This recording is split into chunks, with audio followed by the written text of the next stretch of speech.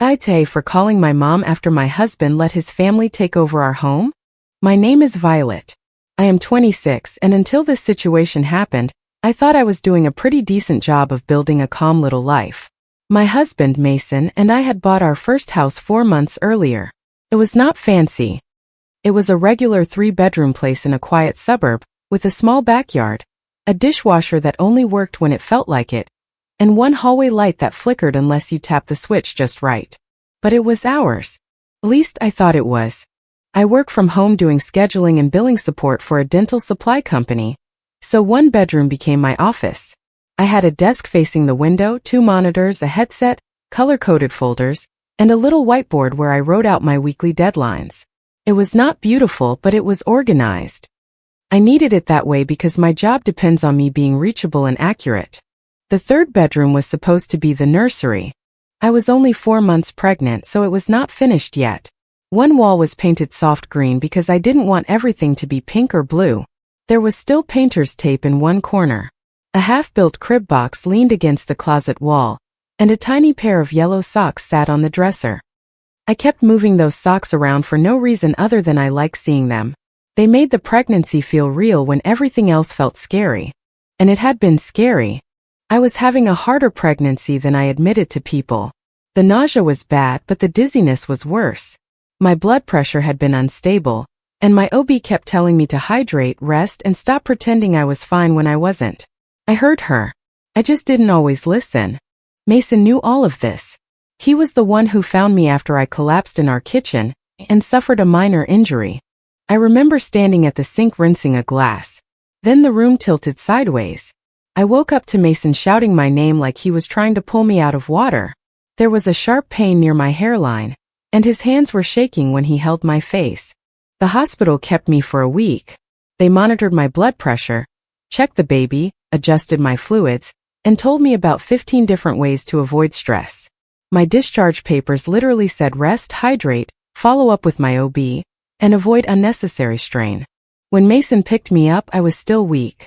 I had a mark near my hairline that hurt whenever I brushed my hair. My wrist still had a faded band mark from the hospital bracelet. I held the discharge folder in my lap the whole ride home like it was proof that I was allowed to be fragile for once. Mason barely looked at me. He kept checking his phone at red lights. His jaw was tight. He missed our turn and then snapped a quick apology before I even said anything. I watched him for a minute. Is something wrong? No, he said too fast. Mason. He exhaled hard through his nose. The house is a little messy. I almost laughed because I thought he meant dishes. Okay, I have been gone a week. I am not expecting a showroom. He gripped the steering wheel. Just don't overreact when we get home. My stomach tightened. What does that mean? It means I have had a lot going on, okay? I need you to not make it harder. I stared at him. I had just spent a week in the hospital because I had collapsed while pregnant, and he was asking me not to make his life harder. Still, I did what I always did back then. I swallowed it. I told myself he was tired. I told myself he had been scared. I told myself we would talk when we got home. Then he pulled into the driveway so crooked that one tire bumped the edge of the grass. The first thing I noticed was the scooter on the porch. It was small and blue with one handlebar grip missing. Next to it were black trash bags, a pile of shoes I did not recognize, 2 fast food cups tipped on their sides, and a grocery bag with a box of cereal sticking out of it. I looked at Mason. Why are there trash bags on our porch? He didn't answer right away. Mason. Caleb's family had an emergency. Caleb was Mason's older brother. He was 34, married to Tessa, and they had 3 kids. Eli, who was 8, Maddie, who was 5, and Noah, who was 2. Caleb was one of those people who always had a reason things were not his fault. His boss disliked him. The landlord was greedy. The car broke down at the worst possible time. The bank made a mistake. He was never a bad guy in his own stories. Just unlucky. I had sympathy for unlucky. I did not have sympathy for what I saw when Mason opened our front door. The smell hit me first. Old food. Discarded diapers. Laundry that had sat wet too long. Something sweet and sour, like spilled juice under a couch cushion. The entryway was packed with shoes, backpacks, plastic grocery bags, and a pink jacket thrown over the little bench where I used to sit to put on my sneakers. Someone had used my nice gray throw blanket as a mat near the door. It was bunched up and dirty with shoe prints on it. Cartoons blasted from the living room TV. Eli was sitting on the floor eating cereal out of my large metal mixing bowl. Maddie had one of my throw pillows tucked under a doll like a tiny bed. Noah stood near the hallway in nothing but a sagging diaper, holding a TV remote with both hands and chewing on the corner. A discarded diaper sat near the hallway trash can. Not in it, but near it. Maddie looked up at me and smiled like she had been waiting for me. "Are you the lady whose room we are in?" My hospital bag slid off my shoulder and bumped into a pile of laundry. I asked, "Which room, honey?" Mason stepped in quickly. "Violet, don't start." That was when I knew it was worse than messy. I walked past the living room slowly, keeping one hand on the wall because I still got dizzy if I moved too fast. The kitchen sink was stacked with dirty dishes, even though the dishwasher was full of clean ones. Sticky fingerprints covered the glass back door. There were crumbs on the counter and a half-empty cup of milk sitting beside the stove. I turned toward my office. The door was open. My desk had been shoved against the wall. My 2 monitors were unplugged and sitting crooked on the floor. My keyboard had a sticky handprint across the number pad. My files, the ones I kept in labeled folders, were dumped into laundry baskets with coloring pages, socks, and what looked like a toy dinosaur. A leaky sippy cup sat on top of my work notebook. For a second I could not breathe. "This is my job," I said quietly. Mason stood behind me. "It is temporary." "My job, Mason. This is how I work. You can work at the kitchen table for a little while." I turned and looked at the kitchen, where every surface was covered with dishes, bags, crumbs, and someone's damp towel. "Where is my headset?" I asked. "I don't know." "Where is my chair?" I said I don't know. My phone buzzed in my pocket, and I looked down automatically.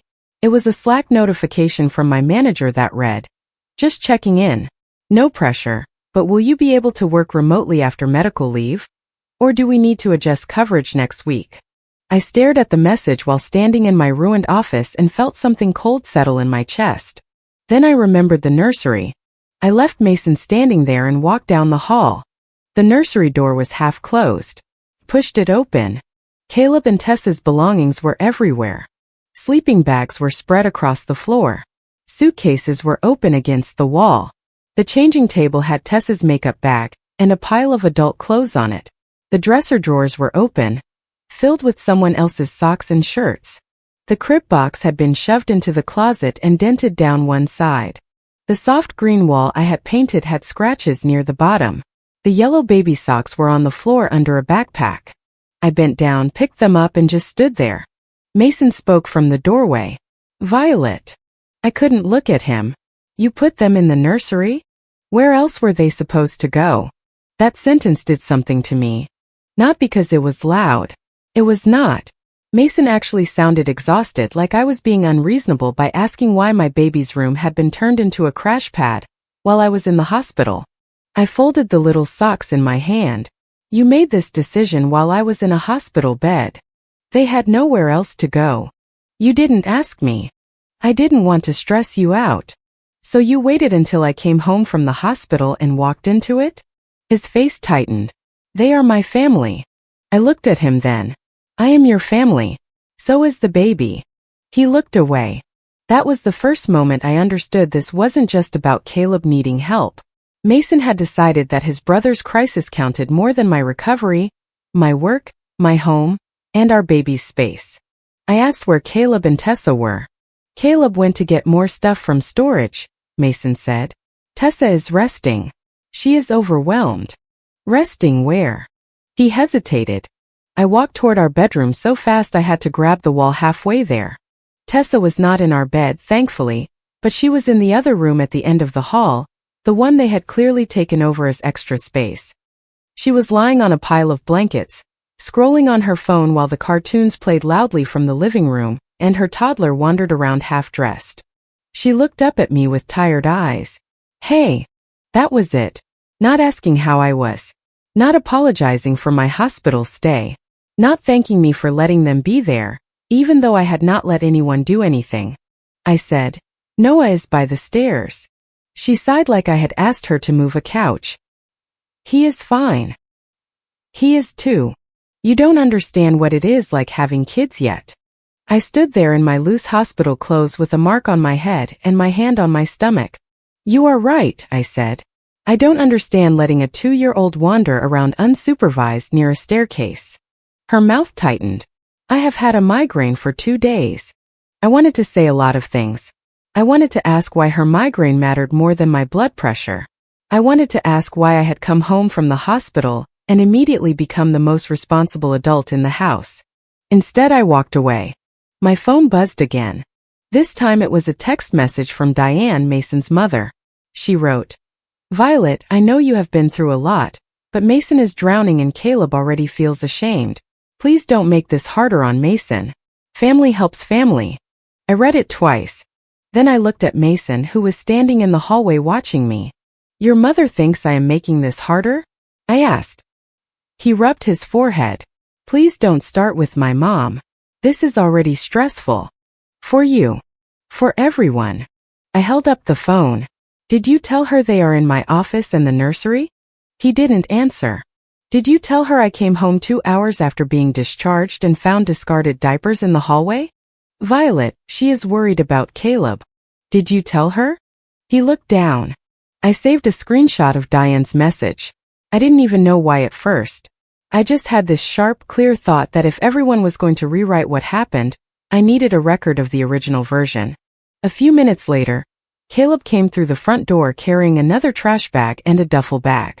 Oh, he said when he saw me. You are back. I almost laughed. Yes, I live here. He shifted the bag on his shoulder. Look, we appreciate Mason letting us crash at his place. Our house, I said. Caleb blinked. Right. Your house. I mean, we are not trying to take over your life. You took over 2 bedrooms while I was in the hospital. His face flushed. The kids are just being kids. We had no notice. The landlord basically kicked us out. I looked at Mason. How long? Mason sighed. Can we not do this right now? How long are they staying? A couple weeks. Caleb looked away. Caught it. Do you have an apartment lined up? We are working on it, Caleb said. Do you have money for a deposit? Mason snapped. Violet. No, I am asking because my office is unusable, my nursery has been taken over, and I need to know whether temporary means 2 nights or 2 months. Mason's voice went hard. People in crisis don't always get to give you a neat little date. I nodded slowly. So there is no date. No one answered. That was when my vision tunneled. The hallway seemed to stretch out in front of me. The cartoon voices became tinny and far away. I put my hand on the wall and lowered myself to the floor because I was terrified of falling again. Not again, I thought. Noah started crying somewhere nearby. Maddie asked if I was sleeping.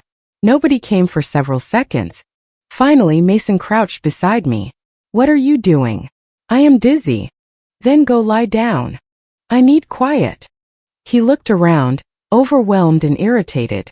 I cannot stop everyone from existing. That hurt more than it should have. I sat on the hallway floor, still wearing the clothes I had worn out of the hospital, and listened while Mason told me I needed to be more understanding. He said Tessa was falling apart. He said Caleb was humiliated. He said the kids needed stability.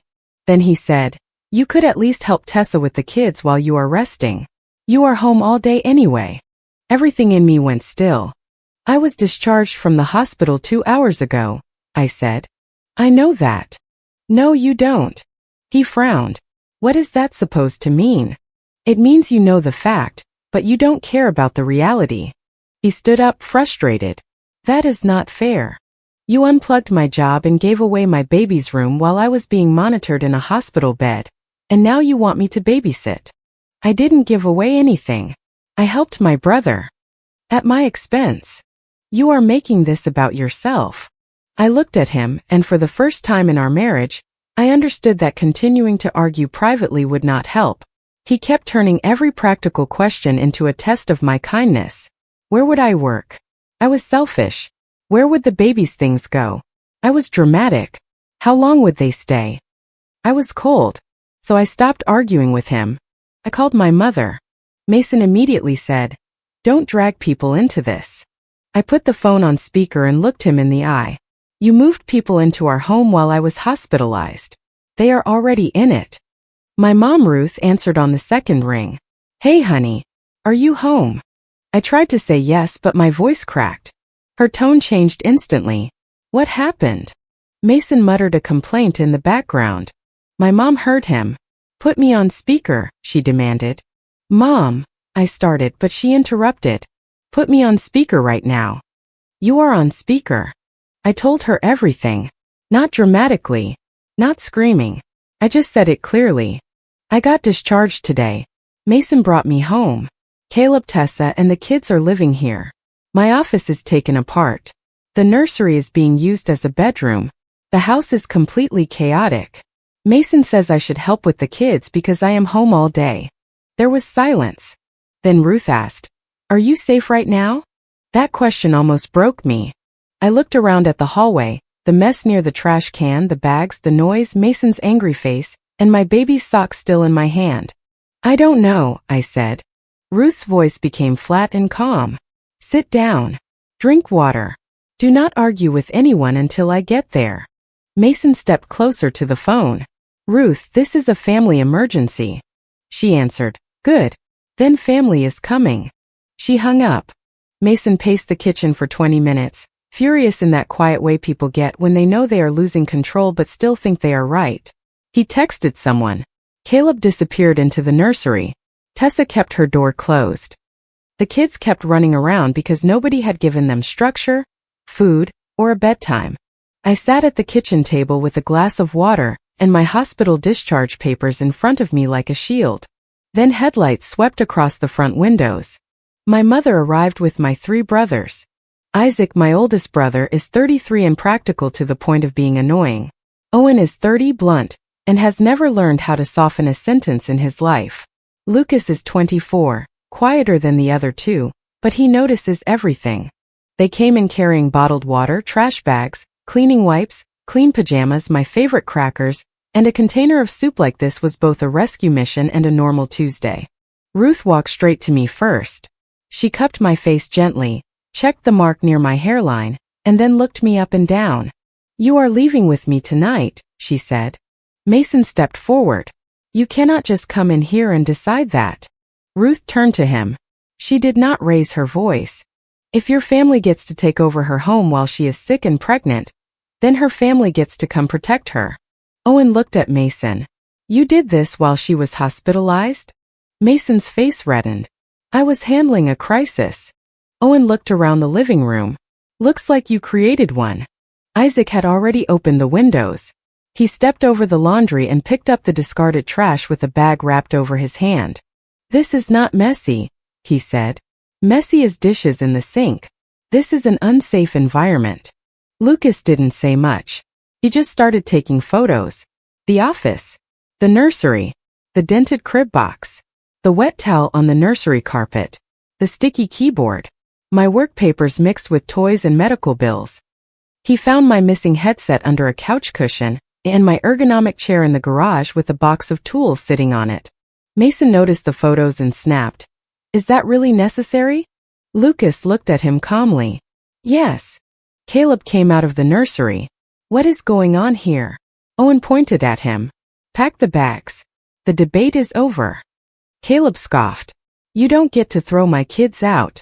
"Nobody is yelling at the kids," Owen said. "The adults are the problem."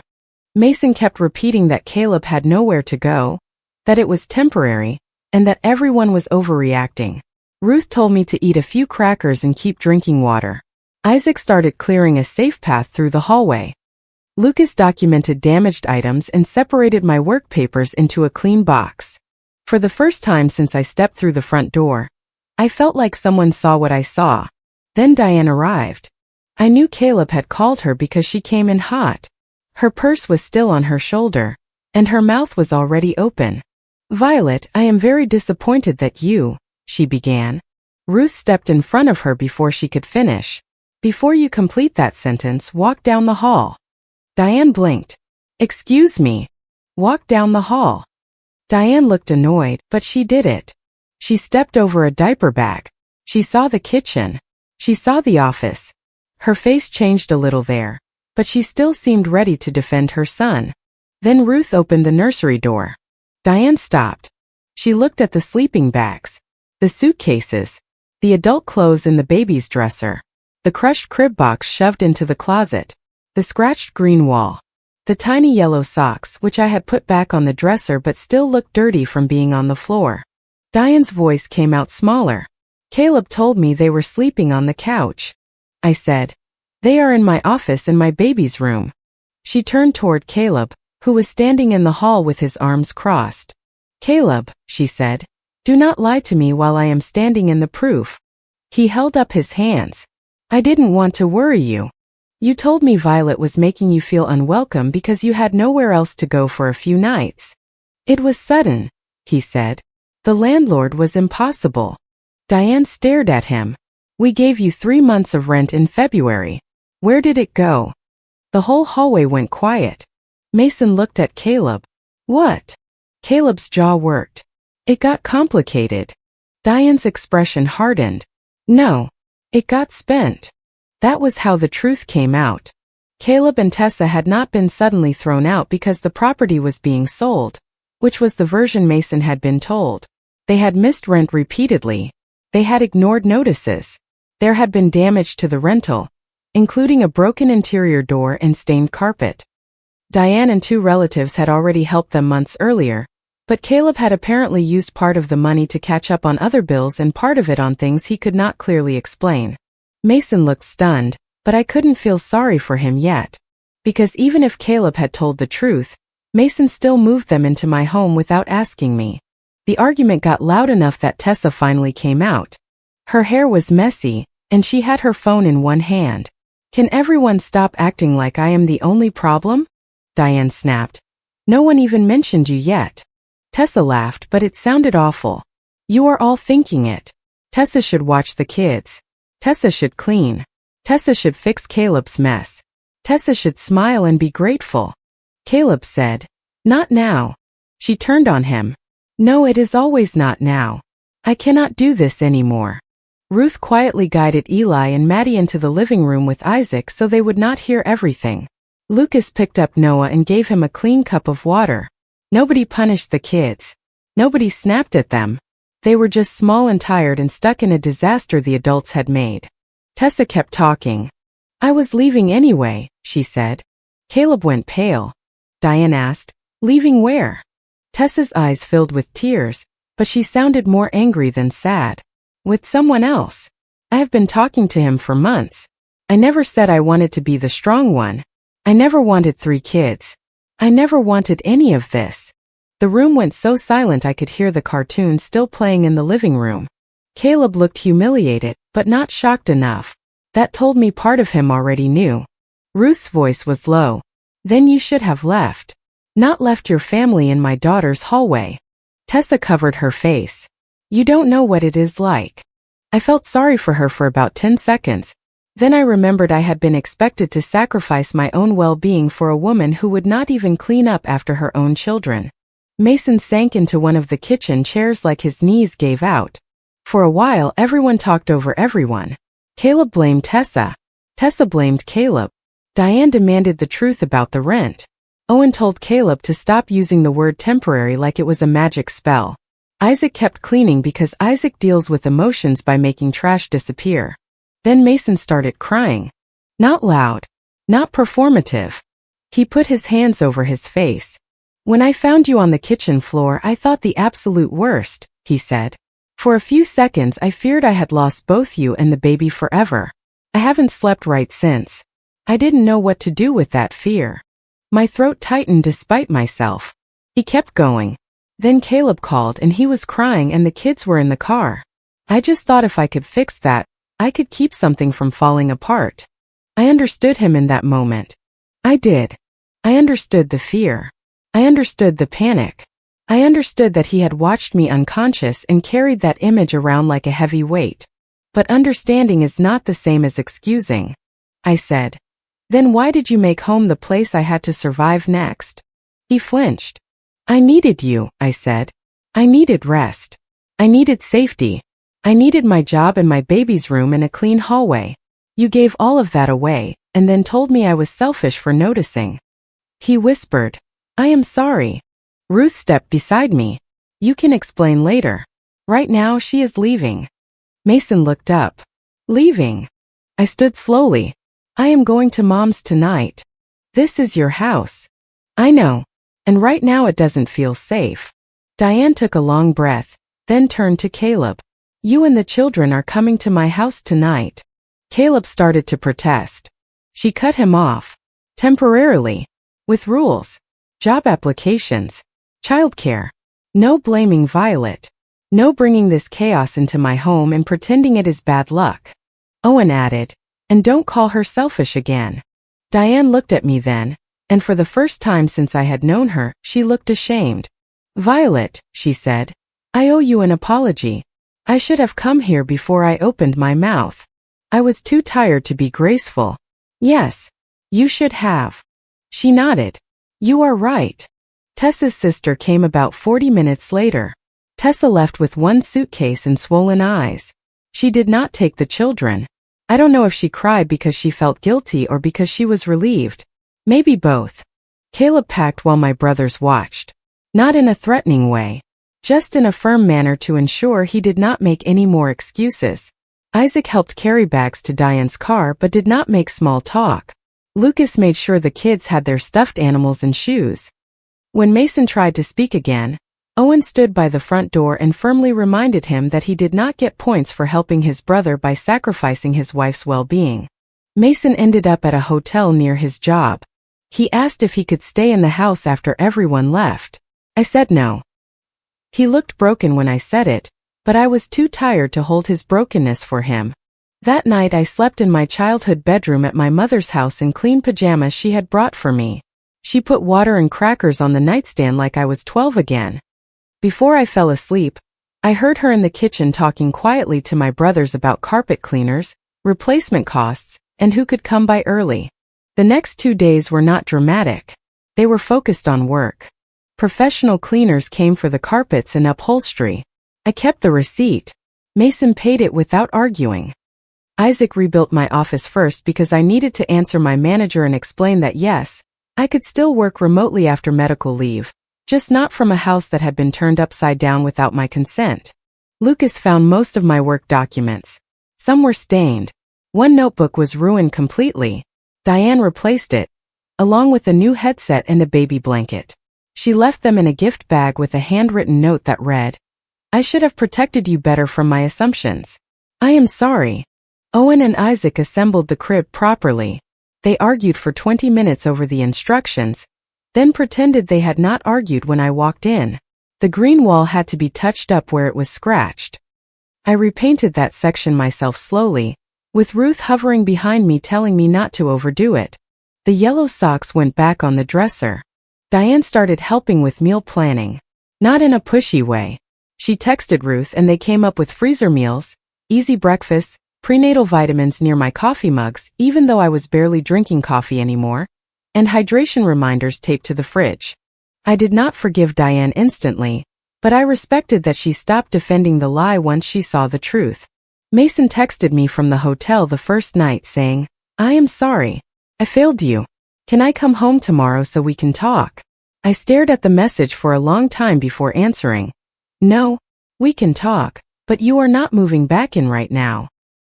He replied almost immediately, I will do anything. I wanted to believe him. I also knew wanting to believe someone is how I had talked myself out of discomfort too many times. So I wrote back exactly what I meant. Individual counseling. Marriage counseling when I am ready. No decisions about this house unless we both agree. No using the word family to erase me. You pay for the cleaning and anything damaged. And you do not attend medical appointments unless I say you can. Then he wrote, okay. A minute later he sent, can I come to the ultrasound next week? I closed my eyes. Finally I wrote, you can be at the ultrasound because you are the baby's father. But being a father does not erase what you did as a husband. If you argue with me at the appointment, you will not be invited to the next one. He answered, I understand. And to his credit, he did not argue. Counseling started the following week. Mason admitted to his counselor that he had taken the terror of finding me unconscious and turned it into a need for control somewhere else. He also told Diane and his relatives that he had left out details, that I had not agreed to Caleb moving in, and that he had failed me. That mattered. It did not fix everything. Caleb stayed with Diane under rules he hated. He had to apply for jobs, handle his own children, and stop acting like every consequence was a personal attack. Tessa stayed with her family. I don't know what will happen with their marriage, and I no longer feel responsible for being the soft landing for it. Mason is still not living at home. That is the part some people don't understand. They hear that he cried, that he was scared, that he is going to counseling, and they expect me to open the door and call it healing. But love is not the same as trust. I still love him. I still see the man who held my hair during morning sickness, who cried when we heard the baby's heartbeat, who used to tap the hallway light switch just right because he knew it annoyed me when it flickered. I also see the man who looked at his pregnant wife's office and said I could work at the kitchen table. I see the man who let me walk into our baby's room and find someone else's suitcase on the changing table. Both are real. A few weeks later, I sat alone in the nursery after the carpet had been cleaned and the paint smell had finally faded. The room smelled like fresh laundry and the lavender sachet Ruth tucked into the dresser. The crib stood against the green wall. The yellow socks were back where they belonged. My phone buzzed with a text message from Mason. It read, "Counseling went hard today. I am sorry again. Not asking for anything. Just telling you." I read it, then set the phone down. That was new for me. Before, I would have rushed to comfort him. I would have told him it was okay just because he felt bad. I would have turned his guilt into another job for me. This time I let him feel it. Ruth knocked softly and peeked in. "Do you need anything?" I shook my head. "No. I am okay." And I was. Not perfectly. Not magically. But safely. I used to think keeping peace meant absorbing everyone else's chaos. Now I know peace is something I am allowed to protect. My baby has not even been born yet, but motherhood has already made one thing clear to me. I cannot raise a child in a home where my own voice disappears. If you liked it, don't forget to leave a comment and support the channel by subscribing.